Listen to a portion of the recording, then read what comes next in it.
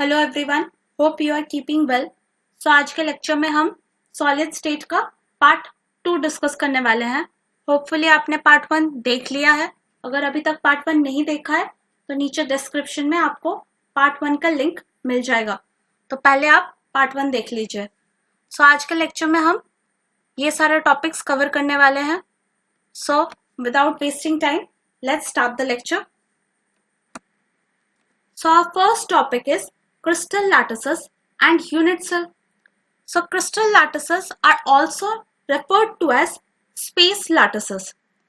Now in our previous lecture, we have studied that in a crystalline solid, the constituent particles, be it be atoms or molecules or ions, they have a definite and regular arrangement in all the three directions so as to give rise to the 3D structure, somewhat like this.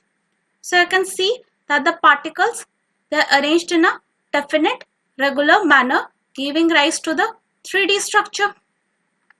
Now the relative position of the constituent particles are shown by the orange colored points.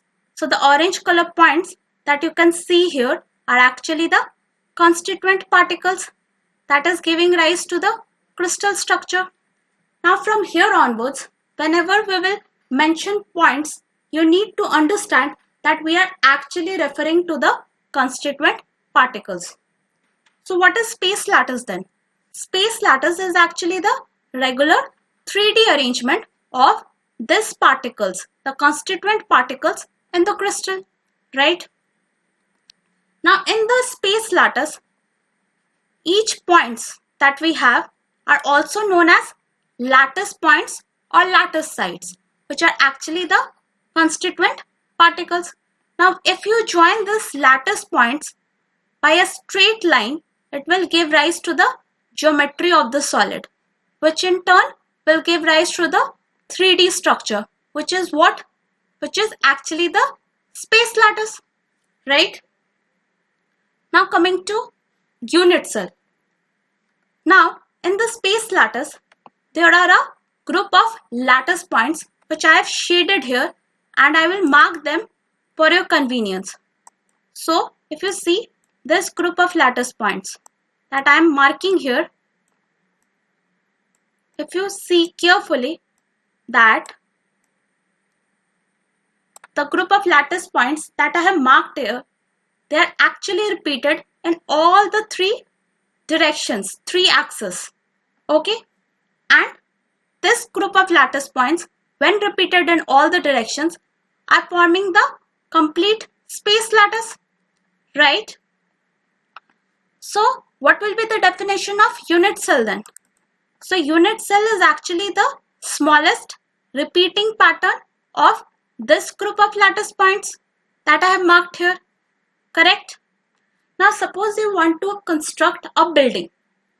So you will require bricks, and you have to place the bricks in a regular and definite arrangement in all the directions, and eventually that will give rise to the wall which will form your building. So we can say the building is actually your space lattice, and each bricks are actually the unit cells which when repeated in all directions will give rise to the building, that is the space lattice. So unit cell is actually the fundamental building block of space lattice, right? Now coming to types of unit cells. So there are two types of unit cell. One is primitive unit cell and the other is non-primitive unit cell. So in primitive unit cell, the particles or the points, they will be present only at the corners of the unit cell. So this is a unit cell, right? Now you have to use your imagination a bit. Okay, so you have to imagine that this unit cell is a room that you are viewing from the front. So this is actually a room, and now I will mark the walls of the room one by one, and I will refer to the name of the walls, and you have to remember these names so that whenever I will use the name, in the future, you can easily relate to which wall I want to mention. Okay, let's see. So this is the room that you are viewing. This is the ceiling of the room, right? This is the floor of the room, correct? This is the left side wall. This is the right side wall. Done. This is the front wall.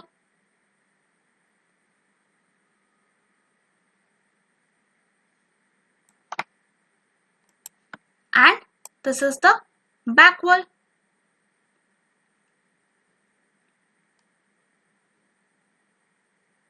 So in total, how many walls you have in the room?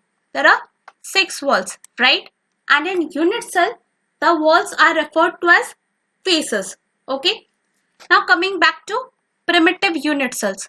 So what we have read, that the particles or the points will be present only at the corners of the unit cell, like this,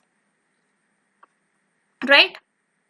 So you can see that the particles are present at the corners. This is also called simple unit cell. Clear?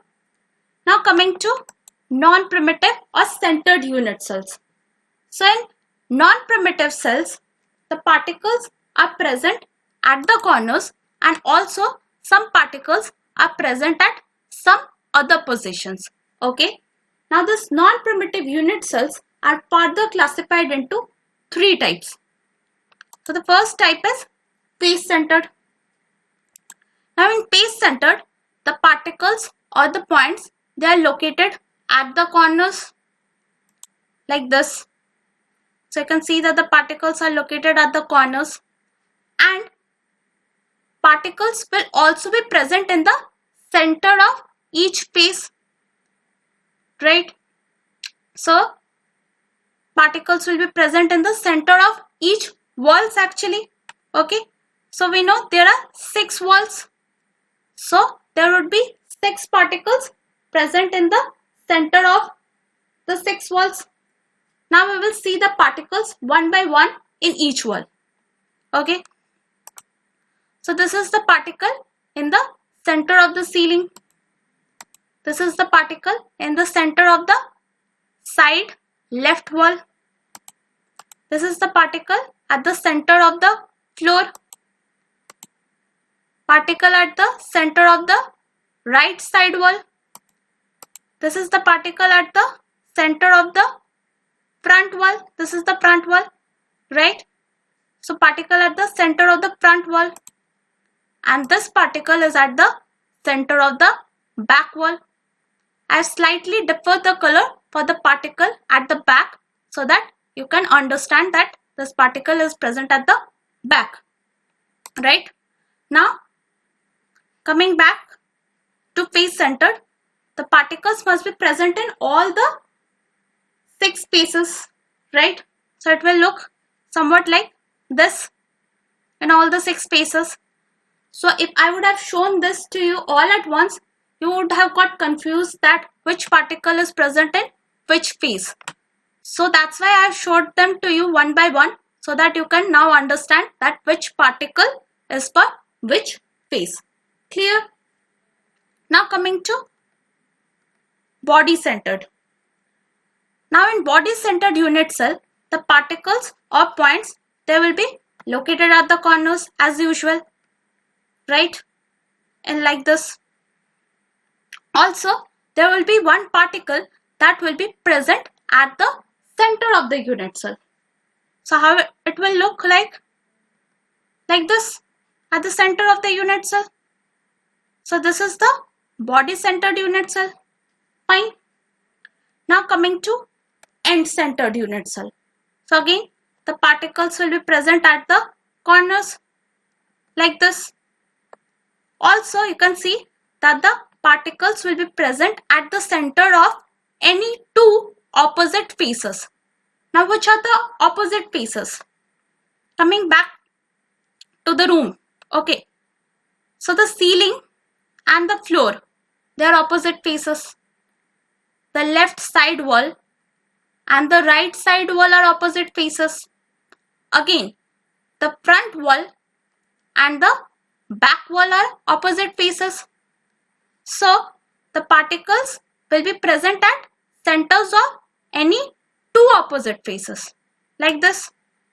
So, the particle is present at the center of left side wall and the opposite face is the right side wall. So, now the particle will be present at the center of right side wall, like this.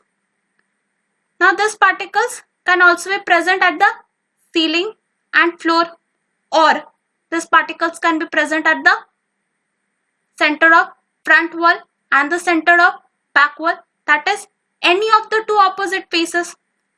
And if the particles are present in all the 6 faces, they are face-centered unit cell, and if they are present in any two opposite faces, they are end-centered unit cell. Clear?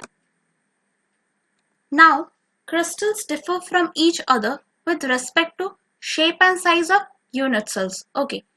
Now, unit cell is characterized in terms of edge length and angle between the edges. Now, what is edge length and what are edges? So, you can see A is the edge along the x-axis, B is the edge along the z-axis, C is the edge along the y-axis. That is the length, breadth and height. These are the edges, right? A, B and C. Okay.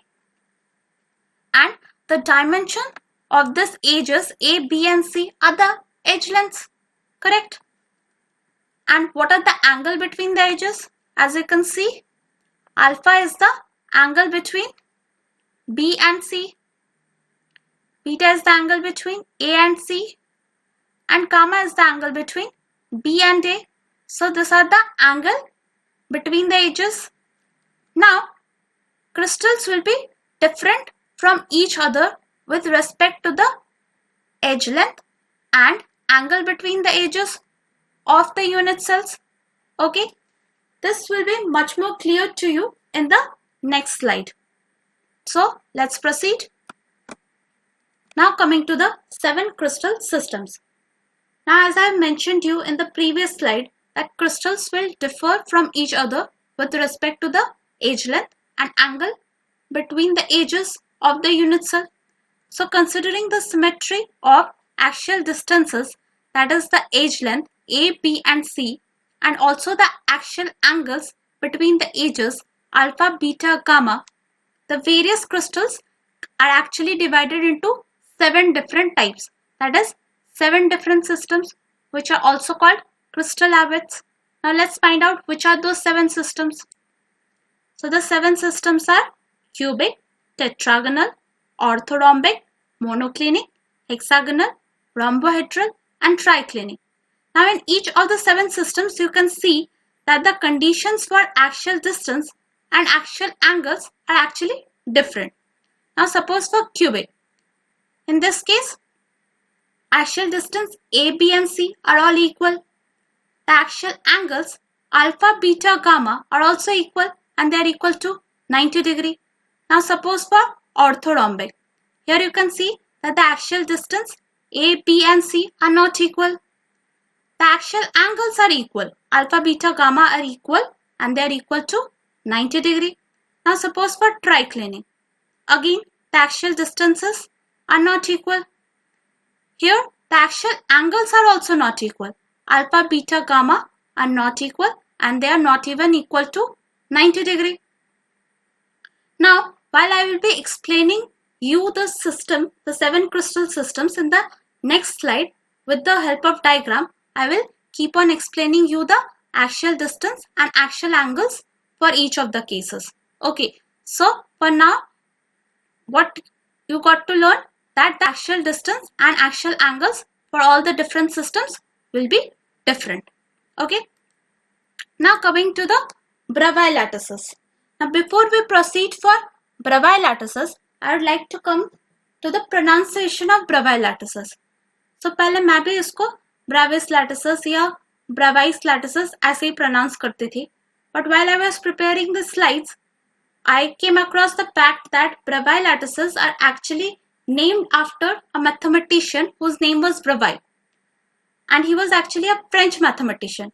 So because he was a French mathematician, it clicked my mind that the pronunciation could be a bit different. So while I searched over Google, I got to know that the pronunciation is actually Bravais. The S is silent. Okay, so I got to know something new. So I thought to share with you as well. Right. So from now onwards, we will pronounce this as Bravais lattices. Okay. Now coming back to Bravais lattices, the 7 crystal systems that we have got, okay, they can be further classified on basis of unit cells. Now what are the types of unit cells that we have obtained? They are the simple unit cell, face-centered unit cell, body-centered unit cell, and end-centered unit cell. So it is expected that each crystal system can actually be classified into 4 different types based on the unit cells, right? But actually all don't exist in each case. Okay, so the Bravais, the mathematician I just referred now, okay, so he actually found that only 14 types of lattices exist and they were named as Bravais lattices. So let's find out which are that 14 types of lattices.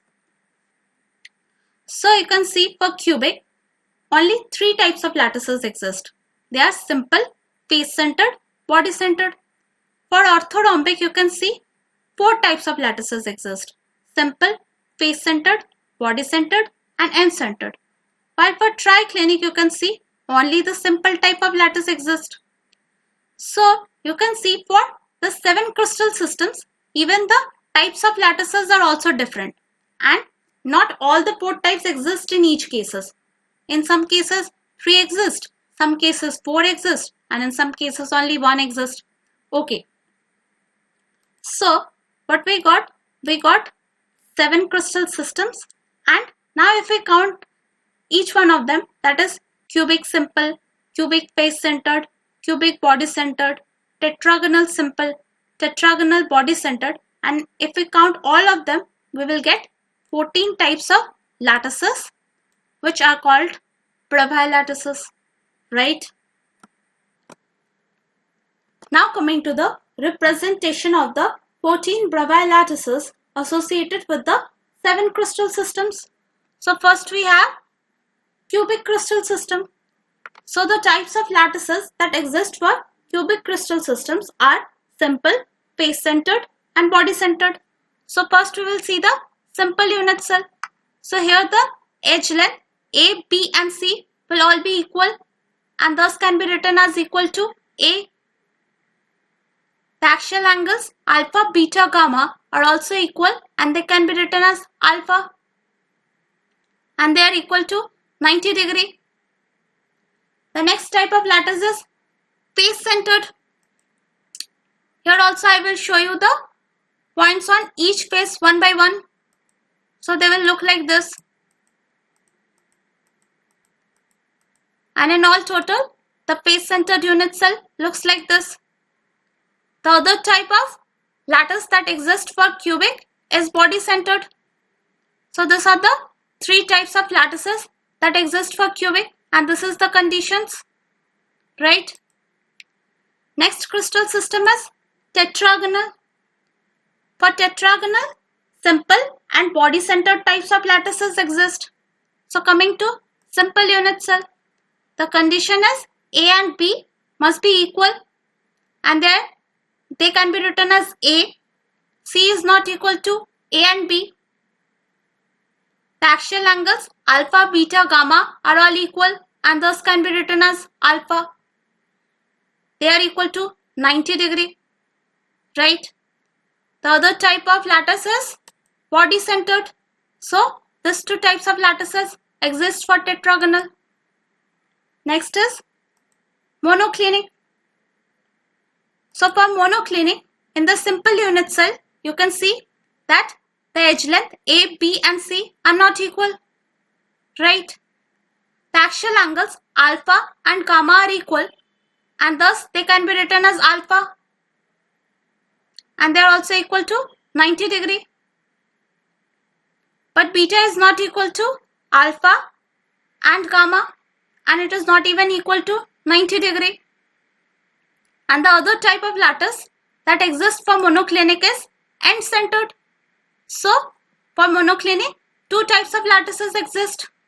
So in this slide, we can see three types of crystal systems and 7 Bravais lattices associated with them, right? Remaining we will see in the next slide. Next crystal system that we have is orthorhombic. Now for orthorhombic, we have seen that all the 4 types of lattices exist. So first is simple unit cell. So in case of orthorhombic, the conditions are that the edge length A, B and C are not equal, right? The axial angles alpha, beta, gamma are all equal and they can be written as alpha, and they are also equal to 90 degree, correct? Next type of lattice is face centered. So these are the points on each face, correct? And all together they will look like this. The next type of lattice that exists for orthorhombic is body centered, and last we have the end centered unit cell. So for orthorhombic, all the 4 types of lattices exist, correct? Next is triclinic. Now for triclinic, only simple type of lattice exists. So this is the simple unit cell. Now what is the condition? The edge length A, B and C are not equal. The axial angles alpha, beta, gamma are also not equal. And they are not even equal to 90 degree, right? So this is the condition for triclinic. Next crystal system is rhombohedral. Again for rhombohedral, only simple type of lattice exists. So we can see that the condition are that the edge length A, B and C will be equal and thus can be written as A. The axial angles alpha, beta, gamma are equal and thus can be written as alpha, but they are not equal to 90 degree, right? Last we have hexagonal. So this is the structure for simple unit cell. So you can see 6 sides, right? And from the center, if you join these 2 points, you will get a quadrilateral. Now let's see if the condition matches or not. So we can see A and B will be equal, thus they are written as A. C is not equal to A and B, right? Alpha and beta are equal, so they can be written as alpha. They are equal to 90 degree. And gamma is not equal to alpha and beta, and it is equal to 120 degree. So for hexagonal also, simple type of lattice exists. So in this slide, we can see 4 types of crystal systems and the 7 type of Bravais lattices associated with this 4 crystal systems. So in total, we got the 7 crystal system and their respective 14 Bravais lattices. Now coming to calculation of number of points in a unit cell. So for a point present at the corner of a unit cell, looks like this. So you can see a point present at the corner of a unit cell. It is actually shared by 8 unit cells. How? Like this. So you can see 4 unit cells in the front, and at the behind also you can see there are 4 unit cells. So in total there are 8 unit cells, right? Now if I mark this unit cell here, it is actually this one, right? So the one I have marked here is actually this unit cell. So to the right there is another unit cell. At the behind there are 2 more unit cells, and on the top there are 4 more unit cells. Thus total is 8. Now this can also be represented in this manner. Now we know that an atom or particle is actually a sphere. So here I have considered a half sphere. Now I will mark the 1/4 part of this half sphere. Right? Now let's find out how a point at the corner of a unit cell is actually present. Somewhat like this. Right? So this unit cell is actually the one that I have marked here. Now for the part behind, there will be another unit cell. Correct? For these two parts, there will be two more unit cells. Right? And for another half sphere on the top, in the similar manner, there will be 4 unit cells. Correct? So what will be the total number of unit cells? 8. And what will be the contribution per unit cell? 1/8. Right? Now coming to a point present on the face of a unit cell, which looks like this. So you can see a point present on the center of a face. It will be shared by 2 unit cells like this. So if I mark this unit cell here, right, so you can see that the point at the face is actually shared by another unit cell on the left, right, which can also be represented in this manner. So this is again the half sphere. Now if I shade the entire half sphere, so this whole half sphere I have shaded. Now let's find out how a point is present at the face of a unit cell.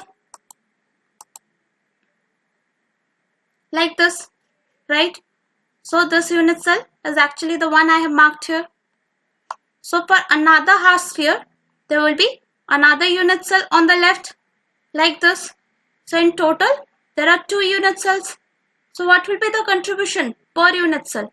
Half. Fine. Next is a point present within the body of a unit cell, like this. So this point at the center is not shared by any other unit cell. So its contribution per unit cell is actually 1, right? Next is a point present on the edge of a unit cell. So what are the edges of a unit cell? These lines are actually the edges, right? Now here you can see a point present at the center of an edge, and it is shared by 4 unit cells, like this. Correct.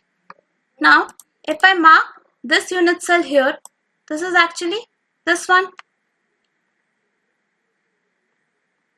right? Now the point at the edge is shared by another unit cell on the left, and there are 2 more unit cells at the bottom. So in total there are 4. Correct. Now I have shown another representation. So here also you can see a point present at the edge of the unit cell, and it is shared by again 4 unit cells. So if I mark this unit cell here, this is actually the unit cell at the behind left side. So at the right side there is another unit cell, and on the front there are 2 more unit cells sharing the point at the edge. Correct.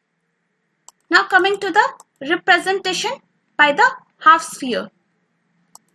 Now if I mark the half part of this half sphere, this is the half part, right? Now let's find out how a point at the edge is actually present in a unit cell, like this. So this unit cell is actually the one that I have marked here. Now for the other half part, there will be a unit cell in the front, this one. And for the other half sphere, there will be 2 more unit cells, this 2. So in total, it will be shared by 4 unit cells. So what will be the contribution per unit cell? It will be 1/4, right? Now let us calculate the number of points in 3 types of cubic unit cells. So what are the lattices that exist for cubic crystal system? They are simple unit cell, body-centered unit cell, and face-centered unit cell. So first is simple or primitive unit cell. So for simple unit cell, we know that points are present at the 8 corners like this, right? And there are 8 corners in a unit cell. So the total points are 8, correct? Which can also be represented in this manner. Now if you remember the half sphere concept, we have seen that 1/4 part of half sphere is present at the corner, right? So 1/4 part of half sphere means 1/8 part of full sphere, right? So contribution of 1 point at the corner per unit cell is 1/8. This we have already studied. So what will be the contribution by 8 points at 8 corners? It will be 8 into 1/8. That is actually equal to 1. So for simple or primitive unit cell, we can say that only 1 point exists per unit cell. Correct? Next is body-centered cubic unit cell. Now for body-centered unit cell, the points are present at the 8 corners and also 1 point is present at the center. Like this. Right? This can be represented in this manner. So the contribution of 8 points at 8 corners is 1, which we have got from this calculation, right? And contribution of 1 point at the center is also 1, correct? So what will be the total contribution? 1 plus 1, that is 2. So we can say that 2 points exist for body-centered cubic unit cell, right? So last is face-centered cubic unit cell. So in face-centered unit cell, the points are present at the 8 corners and also at the center of 6 faces, like this. So by this time, you already know which point is for which face. So I have not shown them separately. Now this can be represented in this manner also. Now from the half sphere concept that I have shown you, you have seen that the entire half sphere is present at the center of each face, right? That is why the contribution for points at the center of each face per unit cell is half. Now coming back to the calculation, contribution for 8 points at 8 corner is equal to 1. This we have already calculated in the previous slide. Now contribution for 1 point at the center of each face is half, right? And there are in total 6 faces. That means there are 6 points at center of 6 faces. So contribution for 6 points will be 6 into half, that is equal to 3.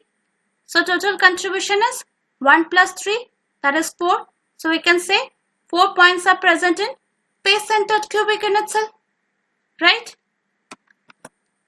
So with this we have come to the end of our lecture. यहाँ मैंने एक brief दे दिया है कि हमारे next lecture में हम कौन कौन से टॉपिक्स कवर करेंगे, और आपको इस लेक्चर का पीडीएफ लिंक नीचे डिस्क्रिप्शन में मिल जाएगा. सो अगर आपको अच्छा लगा है एंड समझ आया है, then don't forget to like, share and subscribe to the channel. See you in the next video. Thank you.